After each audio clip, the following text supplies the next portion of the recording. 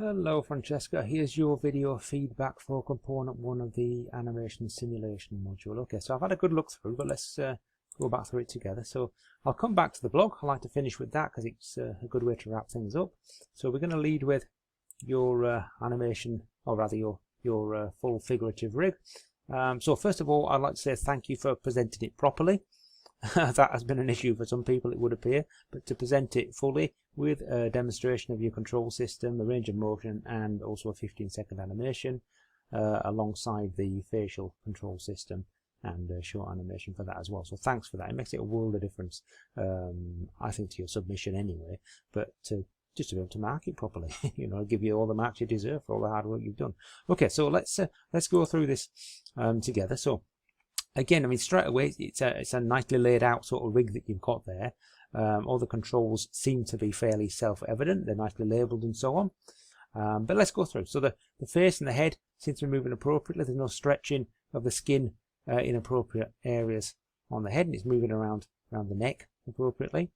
I did see that your inverse kinematic system here does work, and you also look at the elbow control at a moment as well. I'm aware of that. So I can see that it all functions, which is good. And both left and right sides do function. One thing I would have liked to have seen here when you're doing your demonstration of this, however, is perhaps put maybe your IK and your FK at quite different angles so we can see that a much better transition between the two. But it does work, so your blender works nicely, it functioned appropriately, and I'm pleased that you did bother to showcase both. I did detect a little when I was seeing this back though. There was a little bit of an issue, I thought, around the elbow with the transition. It seemed to just flatten out to me. Maybe it's just the angle that we're looking at, I don't know. But just when it pops in there, it seemed to flatten out a bit. Maybe it just could be just the angle we're looking at. Perhaps so. But anyway, your demonstration remains good. So I'm pleased that you did go to the bother of demonstrating pretty much every aspect of it. It looks like it certainly works in terms of the forward kinematic structure right down to the wrist. Similarly with the right hand side screen right, that is, character left. Everything functions appropriately. It looks like you've got your creasing working well there, so you've obviously spent a lot of time on this, which I appreciate. And you also have a lot of control systems in here, I notice. I'm pleased that you've tried out this idea of having individual ones for each finger. Although I did notice that in the rotation there seems to be a little bit of a misalignment of the fingers. Some don't seem to be rotating along like the length of the finger, they're rotating slightly off to the side, which will be a rotational problem there. Possibly your alignment, your orientation of those is not quite right. Now, the character's right or screen left hand seems to articulate better than the one that we see to the right on the screen there. Again, I think it's to do with the orientation of those joints, which are slightly pushing things out. I think one of the things you could have done here, because I saw that you had to click on the individual joint for the spine, is in the same way as you've done for the shoulders here. Why not just have a loop that runs around each of the spine links? Then those are grabbable and rotatable. Rotatable, is that a word? It is now. Okay, I think that would have probably eased your interaction with the mesh, or rather with the rig. Certainly would have been more helpful for an animator should you hand this over to them. Again, that works well. The right amount of sort of creasing around the thigh top and backs and knees. And that's another thing I would say also, is that your presentation of this in terms of use of the camera to move around the character is also excellent. You're really showcasing it to its best. And why would you not? You put a lot of work into this. You absolutely want to do that.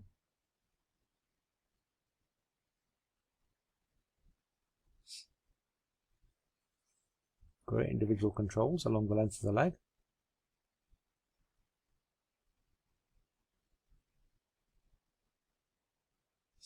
So again, it looks like you've got the IK and the FK on the leg. Yeah, works well. So it seems like a little bit of crushing there, but it could just be the awkward angle of the foot, I guess.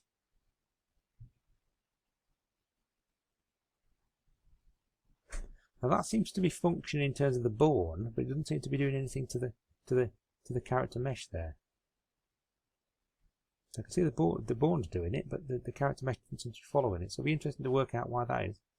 I think it's to do with the fact that these seem to be pinned down here, and the rotation's happening around this rather than the control joints in the foot there. So that's probably an issue that you've got there. Something to fix, I think.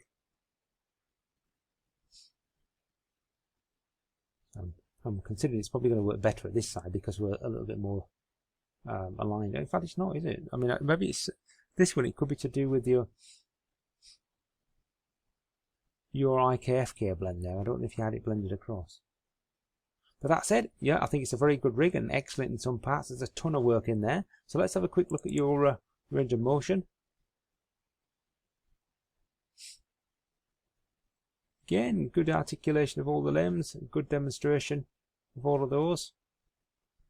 There's possibly a little bit of an issue around the shoulder there. I would have expected the shoulder maybe just to come up a little touch up here somewhere. A little bit too much of a dipping going on there. There's a little bit of a rotational issue there as well. Generally it works well, and you've got a short animation that works. Now I did notice that this leg here seems to snap slightly. And I'm guessing that that's something to do with like the rotational orientation of one of the leg joints. So we notice that as the leg pops out, there's a little snap. Everything else works pretty well there. So all in all, you've got a pretty good, well-rounded rig setup there. It's pretty professional looking. It certainly looks the part when we go towards our first sort of frame there. Everything's well labelled up. A few rotational issues, I think, with the fingers, and particularly some things around the base of the feet here. Some issues there, which something you could, I feel, have fixed. But that said, there is a lot of work in that. So well done, Francesca, on getting that to where you have in the time you've had. Okay, so let's move on to the facial elements here. So again, the first thing, before we even play any of this through, what I do notice is there are no labels on any of your sliders. That would have been really useful. So again, we're looking at this idea of being able to hand this over to an animator, and the animator can run with it straight away.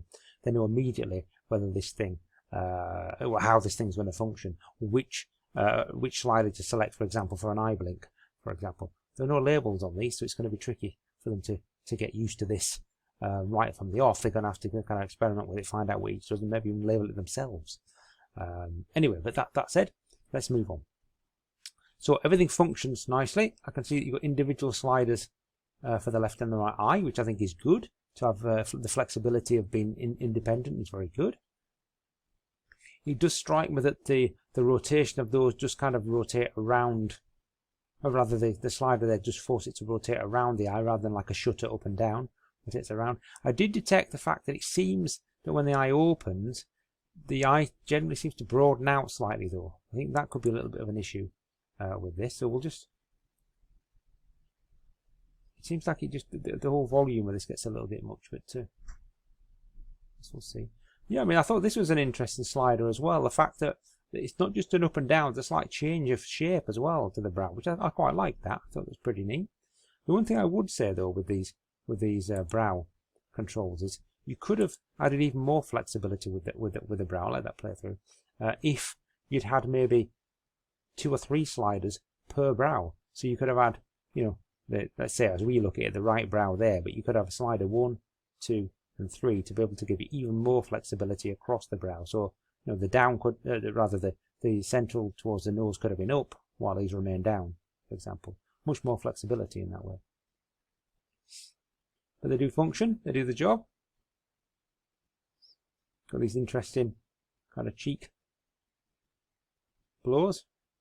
Now, I do worry, however, with those, whether they're particularly the kind of cheek puffs here, whether they're just anatomically a little bit out.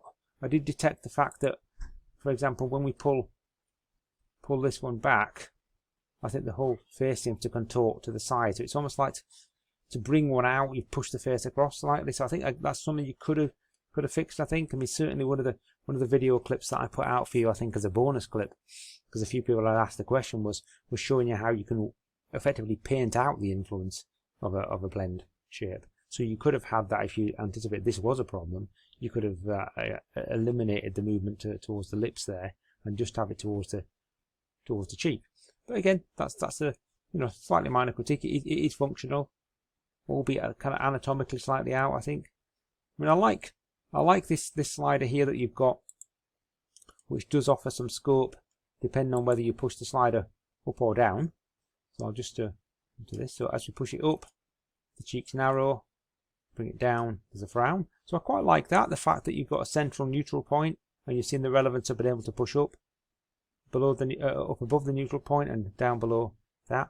However, again, as a visual reference, maybe you could have put a little line there that denotes that that's the central point, a reference point. Could have helped the animator.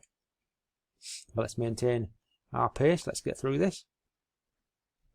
So I'm putting everything back to 0 again.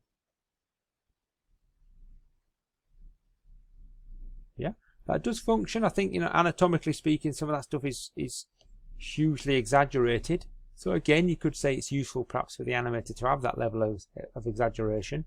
But it might have been useful to also see you kind of look at how you could confine that, maybe put some slight limitations into the influence of that.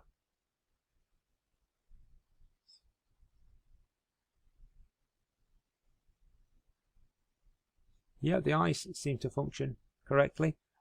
I'm not sure if I detected any skin tugging around the eyelids there as the eyes move, but you have got them functioning. The left and the right work independently of each other or collectively with the overarching control system. The neck works brilliantly well. You've got a good fall off down the neck. It's not kind of dragging all the body with it as well. And let's check out your final facial animation sequence. Again, a nicely considered animation sequence, and terrifying at the end, which I think is quite good. Okay, so again, the facial stuff. Again, there's some excellent elements. However, I think you probably needed to heed the advice of your visual reference a little bit more, make more use of that. I think what's anatomically possible. Maybe, you know, align your work slightly more with what's anatomically possible. Whilst I like exaggeration or the option for the animator to be able to exaggerate things, I think this pushes it just a little bit too far. But that said, it's good overall. So let's have a look at your reference material. Okay, so I did like the fact that you've got some visual reference, anatomical research and so on for the body, but it just seems a bit minimal. I'd like to have seen much more across the entire body, much more about rotational limits, for example. That would certainly have helped you iron out perhaps some of the problems with the fingers and things. But your coverage of your actual development of this, I thought, was in places excellent. You got some good critique of your elements in there. You've discussed some of the setup.